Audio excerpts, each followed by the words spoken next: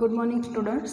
धोरण 9 chapter number 14 नैसर्गिक स्त्रोतों। आज आप नैसर्गिक स्त्रोतों विषय भणवाना छे। नवा चैप्टर शुरुआत करवा जई रह्या छे।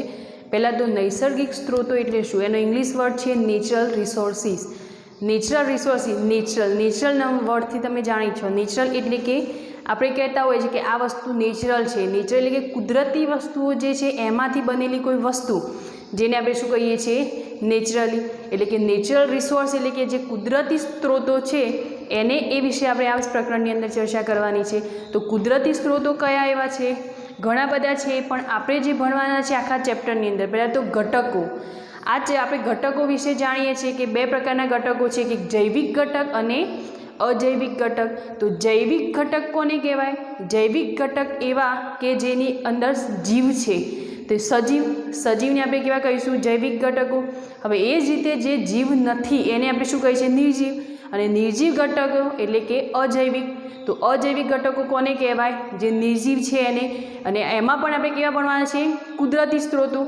નૈસર્ગિક સ્ત્રોતોનું મિનિંગ જ એ બીજી રીતે કહીએ તો કુદરતી સ્ત્રોતો થશે। તો હવા છે એટલે કે વાયુ કહી શકીએ આપણે એને। વાયુ છે, જળ છે, જમીન છે, આ બધી વસ્તુઓ કેવી છે? નિર્જીવ, પણ છે કેવા સ્ત્રોતો? એ કુદરતી। તો બસ આપણે આ ચેપ્ટરની અંદર આપણે અજૈવિક ઘટકો વધારે પડતા ભણીશું, તેવા અજૈવિક ઘટકો વિશે આપણે ભણવાનું છે। તો હવે હવા, પાણી અને જમીન આ ત્રણ વસ્તુ જે છે કે જે ન હોય તો આપણું જીવન શક્ય નથી। એટલે કે કુદરતી સ્ત્રોતો ભલે એ નિર્જીવ રહ્યા પણ એની આપણે જરૂરિયાત તો છે જ। તો જીવન શક્ય ક્યાં છે? જ્યાં આ ત્રણ વસ્તુની હયાત હોય, એટલે કે આ જ્યાં ત્રણ વસ્તુઓ જ્યાં મળી રહેતી હોય સરળતાથી, ત્યાં દરેક જીવનું એટલે કે દરેક સજીવનું જીવન ત્યાં શક્ય છે। તો એવું આપણને ક્યાં મળી રહેશે? તો પૃથ્વીની અંદર એક પૃથ્વી એક છે। આપણે બ્રહ્માંડની અંદર જોઈએ કુદરતી સ્ત્રોતો જે ભણવાના છે એની અંદર બ્રહ્માંડની અંદર જોઈએ તો ઘણા બધા ગ્રહો આવેલા છે, ઘણી બધી વસ્તુ કુદરતી છે, પણ એમાંની એક પૃથ્વી જે છે આપણી એની અંદર આ ત્રણ વસ્તુઓ હયાત છે, એટલે કે ત્યાં આ ત્રણ વસ્તુઓ મળી રહે છે સરળતાથી। એટલા જ માટે પૃથ્વી ઉપર આપણું જીવન શક્ય છે। અને પૃથ્વી પર જીવન શક્ય છે એનું કારણ શું છે? કારણ કે ત્યાં જમીન છે, વાયુ છે એટલે કે હવા છે, અને ભૂમિ એટલે કે જમીન, અને બીજું વસ્તુ છે આપણી જળ। તો પૃથ્વી એક એવી વસ્તુ છે કે જ્યાં આપણું જીવન શક્ય છે।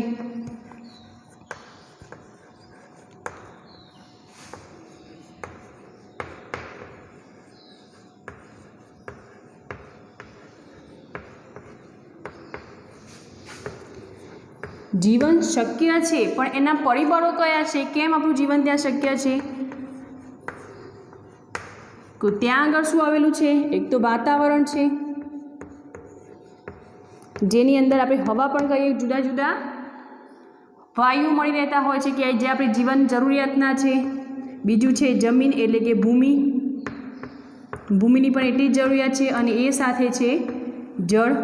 તો આ ત્રણ વસ્તુઓ જ્યાં છે ત્યાં દરેક જીવ એટલે કે દરેક સજીવ ત્યાં જીવિત રહી શકે છે, અને એ સાથે બધા જ સજીવોને જીવવા માટેની આવશ્યકતા છે એ વસ્તુ કઈ છે?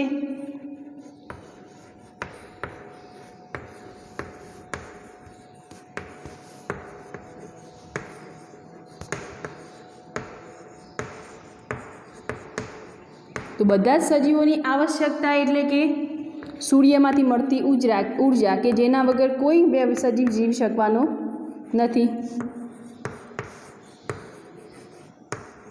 તો સૂર્યમાંથી મળતી ઉર્જા જે છે એ આપણા જીવનની આવશ્યકતા છે, કે એના વગર કોઈ જીવ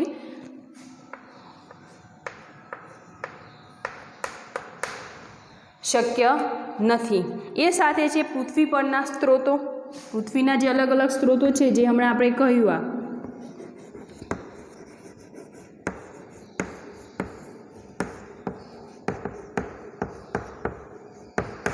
તો પૃથ્વી પરના સ્ત્રોતો એટલે કે વાતાવરણ, જમીન અને જળ આ ત્રણ વસ્તુઓ સાથે સાથે આપણે સૂર્યનો જે અખૂટ સ્ત્રોત છે એની પણ એટલી જ જરૂરિયાત છે, કારણ કે જીવન ત્યાં જ શક્ય છે જ્યાં આ બધી વસ્તુઓ તમને મળી રહેતી હોય સરળતાથી।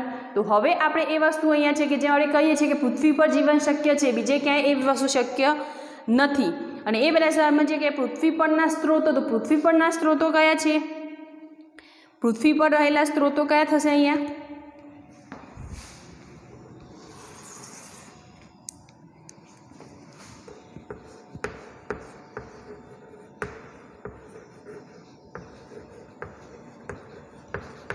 જે આપણે હમણાં કયા 3, પણ એને આપણે શું કહીએ છીએ કે મૃદાવરણ. 3 સ્ત્રોતો છે એના, એક તો છે મૃદાવરણ,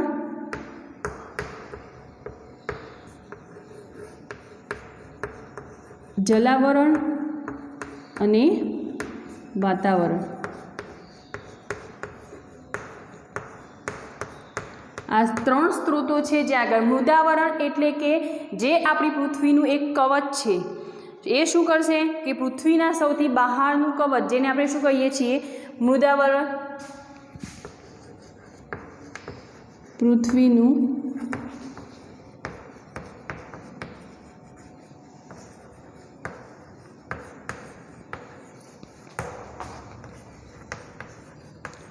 એક કવચ જેવું કાર્ય છે એનું, જેને આપણે શું કહીએ છીએ મૃદાવરણ, કે પૃથ્વીનું જે બહારનું કવચ. સરળ ભાષામાં કહીએ તો શું થશે એ આપણી જમીન. જે ભૂમિનો ભાગ છે એ શું છે, એક પૃથ્વીનું કવચ જ છે એક પ્રકારનું, તો એને આપણે શું કહીએ છીએ મૃદાવરણ. હવે એ જ રીતે છે જલાવરણ, કે જ્યાં જળ છે, જળ ધરાવતું આવરણ, જેને આપણે શું કહીએ છીએ જલાવરણ. તો પૃથ્વીનો આ કેટલો ભાગ જોડે છે જળ, પૃથ્વી પર 75% ભાગમાં આવેલું છે.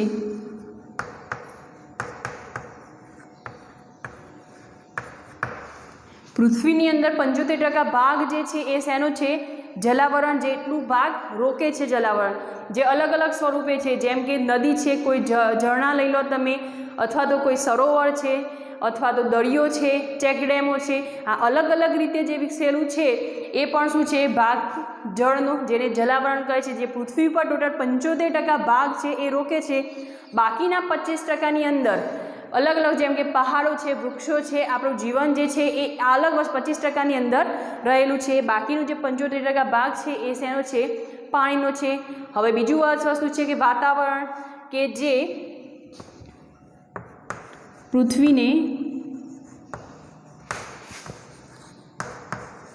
કામળા અને ચાદરની જેમ ઢાંકે છે.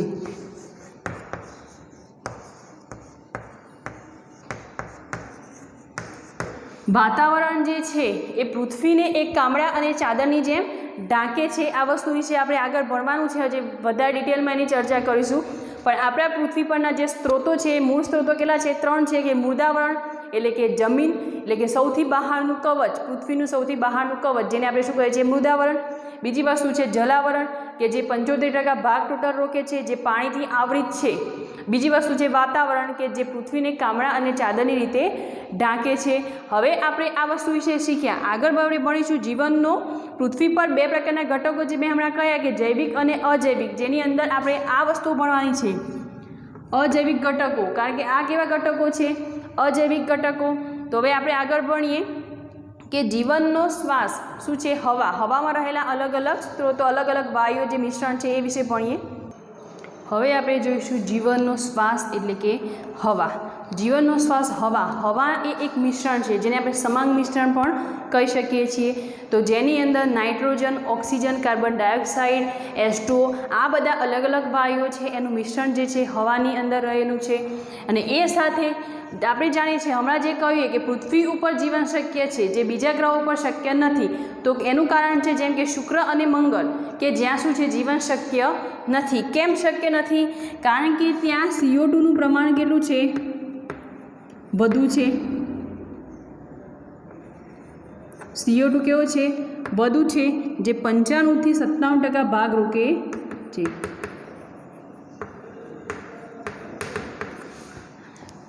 જીવન જીવવા માટે આપણે જાણીએ છીએ અત્યાર સુધી આપણે એવું માનતા હતા કે આપણા માટે જરૂરી વાયુ એ છે ખાલી માત્ર ને માત્ર ઓક્સિજન. જ્યારે CO2 છે એ આપણા માટે જરૂરી એટલો નથી. જે વનસ્પતિ માટે ઉપયોગી વાયુ છે પણ આપણા માટે એટલો બધો ઉપયોગી નથી. હવે આપણે ઓક્સિજનની જરૂરિયાત છે. અને જો શુક્ર અને મંગળ પર રહેવા જઈએ તો શું થશે? ત્યાં CO2નું પ્રમાણ કેટલું છે 95 થી 97, જે અતિશય વધુ કહેવાય. એમ વધુ તો ખરું જ પણ અતિશય વધારે કહેવાય. જેના કારણે આપણે જરૂરિયાતનો વાયુ ઓક્સિજન છે. CO2 એ આપણા માટે એટલે ઘણા બધા જીવો એવા છે કે જે ઓક્સિજન ઉપર જીવિત હોય.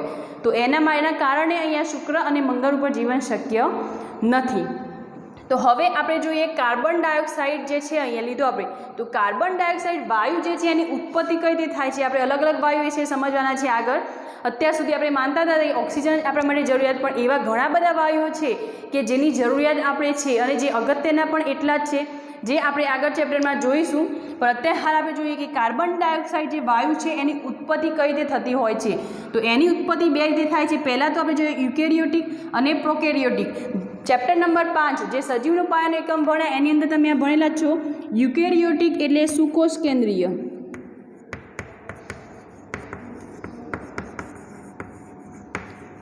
અને પ્રોકેરિયોટિક એટલે કે આદિકોષ કેન્દ્રીય.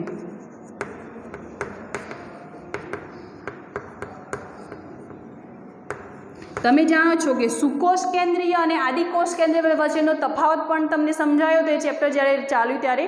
તો સુકોષ કેન્દ્રીય અંદર કે જેની અંદર કોષ કેન્દ્ર પટલ વ્યવસ્થિત એટલે કે વ્યવસ્થિત ગોઠવાયેલું હોય, તે વ્યવસ્થિત કાર્ય કરતું હોય, તો એને આપણે એવા જે પ્રાણીઓ છે એને સુકોષ કેન્દ્રીય પ્રાણીઓ કહીએ છીએ, જેનું કોષ કેન્દ્ર પટલ વિકસિત હોય. બીજી રીતે કહીએ તો શું હોય, વિકસિત હોય. જ્યારે આદિકોષ કેન્દ્રીય જે છે એની અંદર કોષ કેન્દ્ર પટલ કેવું હોય, વિકસિત ન હોય અથવા તો અવ્યવસ્થિત રીતે ગોઠવાયેલું હોય. તો એવા પ્રાણીઓને આપણે શું કહીએ છીએ, આદિકોષ કેન્દ્રીય. હવે અહીંયા આપણે જ્યારે યુકેરિયોટિક અને પ્રોકેરિયોટિક જ્યારે બંને લઈએ ત્યારે મોસ્ટલી 99% બધા જ પ્રાણીઓનો અહીંયા સમાવેશ થઈ જશે. તો હવે કાર્બન ડાયોક્સાઇડની ઉત્પત્તિ કઈ થશે, તો આ જે બે પ્રાણીઓ રહ્યા કયા, આદિકોષ કેન્દ્રીય, અહીંયા ફરી હું કહીશું યુકેરિયોટિક અને પ્રોકેરિયોટિક. એનો અર્થ શું થાય છે અહીંયા નીચે લખેલો જ છે. એટલે કે આ જે બે પ્રાણીઓ છે એ જ્યારે ગ્લુકોઝનું ગ્રહણ કરે, એટલે કે જ્યારે આપણે પોષક લઈએ, કોઈ આહાર લેતા હોઈએ. હવે એક વસ્તુ, ત્યાં ગ્લુકોઝ ક્યાંથી આવ્યો, તો આહાર આપણે શું લઈએ છીએ, વનસ્પતિ પહેલાં તો પ્રકાશ સંશ્લેષણની ક્રિયા દ્વારા પોતાનો ખોરાક જાતે બનાવે છે અને એ શેનો ઉપયોગ કરે છે ખોરાક બનાવવા માટે. તમે જાણો છો કે સૂર્યપ્રકાશની હાજરીમાં વનસ્પતિ ક્લોરોફિલની મદદથી કાર્બન ડાયોક્સાઇડ, જે હવામાં રહેલો કાર્બન ડાયોક્સાઇડ છે એનો ઉપયોગ કરે છે અને પોતાનો ખોરાક બનાવે છે. એને ખોરાક બનાવવા માટે શેનો ઉપયોગ કર્યો, કાર્બન ડાયોક્સાઇડનો. હવે આ કાર્બન ડાયોક્સાઇડ એને લઈ લીધો, પણ વાતાવરણની અંદર કઈ રીતે આવ્યો એ આપણે સમજીએ. તો જ્યારે એ ખોરાક બનાવે છે એ ખોરાક આપણે ખાઈએ છીએ, એટલે કે કોઈ તૃણાહારી લેતો હોય એ ખોરાક આપણે એ ખોરાક જે બનાવીને તૈયાર કરશે. તો ઘણા એવા પ્રાણીઓ છે કે પાંદડા ઉપર જીવતા હોય, તો એ તૃણાહારી પ્રાણીઓ એનો ખોરાક લે છે અને તૃણાહારીને કોણ ખાય છે, માંસાહારી. માંસાહારીને પાછા ઉચ્ચ માંસાહારી ખાય છે અને ત્યારબાદ વિઘટન પણ પ્રક્રિયા થતી, અને વિઘટન થયા પછી આના પ્રક્રિયા ફરતી જ રહે છે, એટલે કે એ પ્રક્રિયા પાછી ફરીવાર થતી હોય છે, જેનું વિઘટન થઈને જમીનમાં ભરાઈ જાય છે. તો આ પ્રક્રિયા રીતે જ્યારે ગ્લુકોઝ કઈ રીતે બનશે, આપણે હમણાં કહ્યું કે જે ખોરાક વનસ્પતિ બનાવે છે એ ખોરાક આપણે જ્યારે ગ્રહણ કરીએ છીએ ત્યારે એ ગ્લુકોઝ સ્વરૂપે ગોઠવાઈ જાય. ગ્લુકોઝનું સૂત્ર શું છે તમે ખાસ ધ્યાન રાખજો, C6H12O6. યાદ રાખવા માટે પહેલાં તો કાર્બન, હાઇડ્રોજન અને ઓક્સિજન આ 3 વાયુની જરૂર પડી. બંને બાજુ આગળ પાછળ 6 વચ્ચે કેટલા 12, એટલે કે કાર્બનના 6 પરમાણુ, હાઇડ્રોજનના 12 પરમાણુ અને ઓક્સિજનના 6 પરમાણુ ભેગા મળી અને શું બનાવશે, ગ્લુકોઝ. હવે આ ગ્લુકોઝના અણુઓને તોડે છે, ઓક્સિજનની આવશ્યકતા ઊભી થાય. અહીંયા આ જે બંને બનાવે આહાર લીધો છે એની અંદર એમાં ગ્લુકોઝના અણુઓને શું કરશે, આ તોડી નાખશે અને તોડશે એટલે ત્યાં ઓક્સિજનની આવશ્યકતા ઊભી થશે. અને ત્યારબાદ શું થશે, CO2ની ઉત્પત્તિ, એટલે કે આપણે ઉચ્છ્વાસમાં જે ઓક્સિજન લઈએ છીએ એ લીધા પછી કાર્બન ડાયોક્સાઇડ ક્યાંથી આવે છે, તો કાર્બન ડાયોક્સાઇડ આપણે જે ખોરાક ગ્રહણ કર્યો છે ત્યાંથી આવશે. એટલે કે આ અણુઓ જે છે ગ્લુકોઝના C6H12O6 એમાંથી ઓક્સિજનની આવશ્યકતા ઊભી થશે, એટલે કાર્બનના જે અણુઓ છે તૂટી જવાના અને ઉચ્છ્વાસ દ્વારા જ્યારે CO2 આપણે બહાર કાઢીએ છીએ એ ક્યાં જશે, એ હવામાં ભળી જશે. તો બીજી રીતે કહીએ તો શું થશે, CO2નું ઉત્પન્ન થયું. હવે બીજી રીતે જોઈએ તો એક દહનની ક્રિયા દ્વારા પણ CO2ની ઉત્પત્તિ થાય છે. તો ઈંધણ અને બળતર, મોટી ઇન્ડસ્ટ્રીઝ હોય એની અંદર આ કામ થતું હોય છે કે ઈંધણ અને બળતર, જ્યારે આપણે કોઈ દહન એટલે કે સળગાવવું, કોઈ વસ્તુ જ્યારે સળગાવી એટલે જ્યારે આગ પેદા થાય ત્યારે શું થશે, દહનની ક્રિયા થઈ કહેવાય. અને દહનની ક્રિયા જ્યારે થાય ત્યારે કાર્બન ડાયોક્સાઇડનું ઉત્પન્ન થશે, એ કાર્બન ડાયોક્સાઇડની ઉત્પત્તિ ત્યાં જોવા મળશે. હવે કાર્બન ડાયોક્સાઇડની ઉત્પત્તિ તો થઈ, પણ એનો ઉપયોગ કોણ કરે છે, આપણે તો કાર્બન ડાયોક્સાઇડ જરૂરિયાત નથી, આપણે તો શેની, ઓક્સિજન જરૂરિયાત છે. તો કાર્બન ડાયોક્સાઇડની જરૂરિયાત કોને છે, વનસ્પતિને, જે ખોરાક બનાવવા કાર્બન ડાયોક્સાઇડનો ઉપયોગ કરે છે. હવે એ જ રીતે ઘણા એવા દરિયાઈ પ્રાણીઓ છે કે જે કાર્બન ડાયોક્સાઇડનો ઉપયોગ કરે છે. દરિયાઈ પ્રાણીઓ એટલે કે જે પાણીની અંદર ઓગળેલો ઓક્સિજન છે એનો ગ્રહણ કરે છે અને ત્યારબાદ એક પોતાનું એક કવચ બનાવે છે. કાર્બોનેટનો યુઝ કરે છે. અહીંયા તમને કાર્બોનેટનું સૂત્ર લખી દઉં છું. કાર્બોનેટનું સૂત્ર છે CO3 એટલે કે એને શું કાર્બોનેટને શું CO3 કાર્બનનો એક અણુ ઓક્સિજનના 3 પરમાણુ ભેગા મળી અને શું બનાવશે કાર્બોનેટ અને એક પોતાનું કવચ તૈયાર કરે છે ઓક્સિજનની કાર્બન ડાયોક્સાઇડની હાજરીમાં. એટલે કે જે પાણીની અંદર પીગળેલો CO2 છે એનો ઉપયોગ કરીને કાર્બોનેટ કવચ તૈયાર કરે છે પોતાના માટે અને કાર્બોનેટ કવચ એટલે કે CO3. ક્લિયર થઈ ગયું એટલે સુધી? તો આ થતી આપણી કાર્બન ડાયોક્સાઇડ વાયુની ઉત્પત્તિ. હવે જે આપણે વાતાવરણ વિશે હમણાં શીખ્યા તો વાતાવરણની શું ઇફેક્ટ થાય છે એ વિશે આપણે હવે જોઈએ. આગળ જોઈએ નેક્સ્ટ આપણે આબોહવાના નિયંત્રણમાં વાતાવરણની ભૂમિકા. અહીંયા આપણે વાતાવરણની ભૂમિકા સમજવાની છે કે વાતાવરણની અંદર જે ફેરફારો થાય છે એના કારણે આપણે વાતાવરણની જરૂરિયાત તો છે જીવન જીવવા માટે. તો એ વસ્તુ જે શીખીએ આપણે કે પૃથ્વી ઉપર જીવન શક્ય છે, જ્યારે ચંદ્રનો વિચાર કરીએ તો ચંદ્ર ઉપર જીવન શક્ય નથી. તો એનું કારણ શું છે? પૃથ્વી ઉપર કેમ જીવન શક્ય છે? કારણ કે ત્યાં શું આવેલું છે? તાપમાન છે. ચંદ્ર પર પણ તાપમાન છે, પણ એ પહેલાં આપણે સમજીએ પૃથ્વી પર તાપમાન છે અને બીજી વસ્તુ શું છે કે દિવસ અને રાત થાય છે. હવે દિવસ અને રાત થાય છે એ એટલું જરૂરી નથી કે દિવસ અને રાત થાય છે માટે પૃથ્વી પર જીવન શક્ય છે. એના માટે બીજું વસ્તુ એક અહીંયા છે કે તાપમાન જે છે એ દિવસ દરમિયાન ઘણીવાર વધી જતું હોય તો વાતાવરણ શું કરશે? એનું નિયંત્રણ કરશે. દિવસ દરમિયાન જો તાપમાન વધારે પડતું થઈ જાય તો વાતાવરણ એનું નિયંત્રણ કરતું હોય છે. હવે એ જ રીતે જો રાત્રિ દરમિયાન તાપમાન એકદમ ઘટવું એ વસ્તુ શક્ય નથી. કદાચ રાત્રિ દરમિયાન તાપમાન ઘટે તો પણ વાતાવરણ શું કરશે? એનું નિયંત્રણ કરશે. તમે ઘણીવાર જોયો હશે કે દિવસ દરમિયાન ઉનાળામાં અહીંયા મેક્સિમમ 45 થી 46 ડિગ્રી તાપમાન હોય તો એવું કોઈ દિવસ શક્ય નથી કે આ સીધું 30 ઉપર પહોંચી જાય. ક્લિયર? એ જ રીતે જો રાત્રિ દરમિયાનનું જોઈએ તાપમાન તો સપોઝ 35 થી 36 હોતું હોય છે અહીંયા રાત્રિ દરમિયાન અથવા તો 34 સમથિંગ ત્યાં સુધી તાપમાન હોય છે તો એમાં પણ ઘણીવાર ઘટીને 45-46 થવું એ વસ્તુ શક્ય નથી. કેમ શક્ય નથી? કારણ કે તાપમાન એકદમ ઘટતું નથી અને એકદમ વધી પણ નથી જતું. એનું કારણ એક જ છે કે વાતાવરણ શું કરે છે? એનું નિયંત્રણ કરે છે.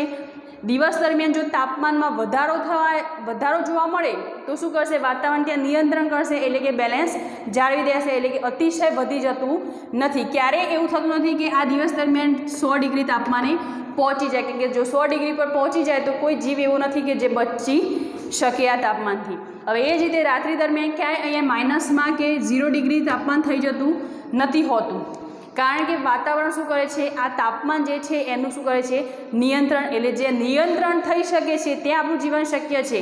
જો નિયંત્રણ થઈ શકતું ન હોય તો ત્યાં આપણું જીવન શક્ય નથી. તો અહીંયા જે પૃથ્વી છે એના ઉપર દિવસ અને રાત તો થાય છે પણ દિવસ દરમિયાનનું તાપમાન અને રાત દરમિયાનનું જે તાપમાન છે એ નિયંત્રણ કોણ કરે છે? વાતાવરણ કરે છે. અને એટલા જ માટે આપણું જીવન પૃથ્વી ઉપર શક્ય છે. હવે એ જ રીતે આપણે વિચારીએ કે ચંદ્ર ઉપર આપણું જીવન શક્ય નથી તો ચંદ્ર ઉપર વાતાવરણ છે, તાપમાન પણ છે, પણ કેમ શક્ય નથી? કારણ કે ત્યાં રાત્રિ દરમિયાનનું તાપમાન કેટલું હોય છે?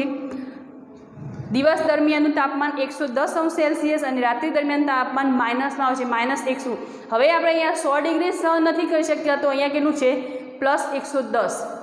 એટલે કે ત્યાં તાપમાન -190°C થી +110°C તાપમાન સુધી એમાં વધારો ઘટાડો જોવા મળતો હોય છે. જ્યારે વધે ત્યારે આટલે સુધી વધી જાય છે, જ્યારે ઘટે એટલે અહીંયા માઇનસમાં આટલું બધું પહોંચી જતું હોય છે. 0 ડિગ્રીએ પહોંચે એટલે બરફની શરૂઆત થઈ જાય. તો અહીંયા -190 છે તો ત્યાં જીવન આપણું શક્ય નથી. તો આપણું જીવન પૃથ્વી પર શક્ય કેમ છે? કારણ કે ત્યાં દિવસ અને રાત થાય છે અને તાપમાનનું નિયંત્રણ થાય છે. ચંદ્ર ઉપર આપણું જીવન શક્ય કેમ નથી? કારણ કે ત્યાં બધી વસ્તુ અવેલેબલ છે. મીન્સ કે તાપમાન છે, વાતાવરણ છે, પણ ત્યાં તાપમાનનું નિયંત્રણ થતું નથી. એટલે કે વાતાવરણ તાપમાનનું નિયંત્રણ કરી શકતું નથી, માટે ત્યાં જીવન આપણું શક્ય નથી. હવે આપણે જોઈએ કે હવાની ગતિ, જે પવનો વાય છે એ પવનો કેમ વાતા હોય છે એ વિશે આપણે જોઈએ કે હવાની ગતિ એટલે કે પવનો. તો અહીંયા આપણે દિવસ દરમિયાનની વાત કરીએ કે દિવસ દરમિયાન જે પવનો વાતા હોય છે તો એ કઈ રીતે વાતા હોય છે, કેમ વાતા હોય છે? તો એના માટે આપણે તટીય ક્ષેત્ર એટલે કે જમીનની વાત કરીએ તો જમીન પર હવા ગરમ થાય છે जमीन जे सौथी पहला तमे विचारो कि जमीन पहला गरम थाय कि पाणी गरम थशे। बीजू उदाहरण द्वारा समझावुं तो तमे ज्यारे गैस पर तपेली मूकी त्यारे शुं थशे, ए तपेली अंदर पाणी भरेलुं छे तो ए दरमियान शुं थवानुं, पहला पाणी गरम थई जशे अने पछी शुं थशे, पछी शुं थवानुं, तपेली। शक्य छे आ वस्तु? शुं थवानुं, पहला तपेली गरम थशे अने त्यारबाद तपेली गरम थया पछी पाणीना जे अणुओ छे एने गरम करशे। एटले पहला गरम शुं थयुं, जमीन, अने पछी जमीन उपर रहेलुं पाणी गरम थशे। समझण पड़ी? तो आमां ए ज वस्तु थशे। पहला जमीन पर दिवस दरमियाननी वात छे। दिवस दरमियान शुं थाय छे, दिवस दरमियान पहला जमीन पर हवा गरम थाय छे अने पाणी पर हवा शुं थशे, ओછી गरम हशे। अहींया समजावुं, आ शुं छे, तटीय विस्तार એટલે કે आ जमीन छे, तटीय क्षेत्र छे आ, अने ए ज रीते आ पाणीनो स्त्रोत छे। दिवस दरमियान अहींया शुं थवानुं, जमीन पर हवा गरम थाय, जे हवा ज्यारे गरम थाय त्यारे तेना अणुओ शुं थशे, ऊंचे सुधी जवाना। एटले अहींया आ जमीन गरम छे એટલે કે दबाण लागवानुं, तो ऊंचुं दबाण लागशे એટલે કે हवा ऊंचे सुधी जवानी। तो आ थई गया हवाना अणुओ। तो अहींया दबाण केवुं लाग्युं, ऊंचुं, એટલે કે अहींया दबाणनी शक्यता केटली छे, आ नहीवत। आ जग्या पर जे के त्यां तापमान केवुं छे, दबाण केवुं छे, घणुं ज ओछुं, कारण के दबाण क्या लागे, उपरनी बाजू, कारण के हवा गरम थई क्या जशे, उपरनी साइड, એટલે કે એનું દબાણ ક્યાં જશે, ઉપરની સાઈડ। એટલે અહીંયા દબાણ કેવું છે, વધુ। હવે એ સામે જો આપણે પાણીની વાત કરીએ તો પાણીના દબાણ, પાણી કેવું છે, ઓછું ગરમ છે, એટલે કે પાણીના અણુઓ ક્યાં હશે, નીચે। જ્યારે હવા ઓછી ગરમ હોય ત્યારે તે ઊંચે સુધી જતી નથી। તો તમે ચેપ્ટર 1 ની અંદર ભણ્યા છો, ઓછું દબાણ અહીંયા છે, વધુ દબાણ ક્યાં છે, અહીંયા નીચે, અને આ તો હવામાં ઉપર ગયું તો વધુથી ઓછાથી વધુ તરફ અહીંયા પ્રસરણ પામશે। એટલે દિવસ દરમિયાન શું થવાનું, જે પાણી પર ઓછી ગરમ છે ત્યાંથી જમીન તરફ શું થશે, પવનો વાહશે। તો આ રીતે પવનની દિવસ દરમિયાન તટીય ક્ષેત્રમાં આ રીતની ક્રિયા થતી હોય છે, કારણ કે અહીંયા કેવું છે, દબાણ ઓછું અને અહીંયા કેવું છે, વધુ। તો ઓછાથી ક્યાં જશે, વધુ બાજુ, તો તટીય ક્ષેત્ર બાજુ શું થશે, એનું દબાણ લાગશે। હવે એ જ રીતે રાત્રિ દરમિયાન આપણે જોઈએ તો રાત્રિ દરમિયાન શું થશે, જમીન કે ઉપર હવા કેવી હશે, એકદમ ઠંડી। એટલે આના વસ્તુ ઉદાહરણ દ્વારા સમજીએ કે જે પ્રક્રિયા થવાની આનાથી કેવી થશે, ઉલટી એકદમ। આ કેવું છે, જલીય વિસ્તાર, જલીય ક્ષેત્ર કહી શકીએ આપણે એને। તો અહીંયા જમીન પર હવા કેવી છે, ઠંડી, એટલે અહીંયા તાપમાન કેવું રહેવાનું, નીચું।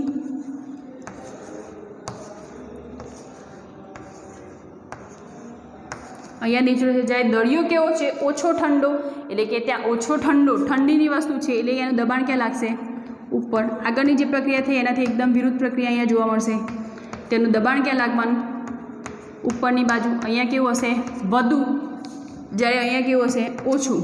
તો ઓછાથી ક્યાં જશે, વધુ બાજુ, એટલે કે આ જે દબાણ છે ક્યાં લાગશે, આ સાઈડ, દરિયા જલીય ક્ષેત્ર બાજુ। એટલે રાત્રિ દરમિયાન પવનો આ સાઈડ વાતા હોય છે, વધુથી ઓછી તરફ। હવે જો આ વસ્તુ સમજમાં આવે તો એક સરળ ઉદાહરણ દ્વારા સમજાવું કે આ કોઈક બે ટોકી તમે જોડે એક લઈ લો, એક મોટી લઈએ, એક નાની, અથવા તો બંને સેમ લઈ લો તમે અહીંયા, અને એ જોઈન્ટ કરેલી છે। એક મિનિટ,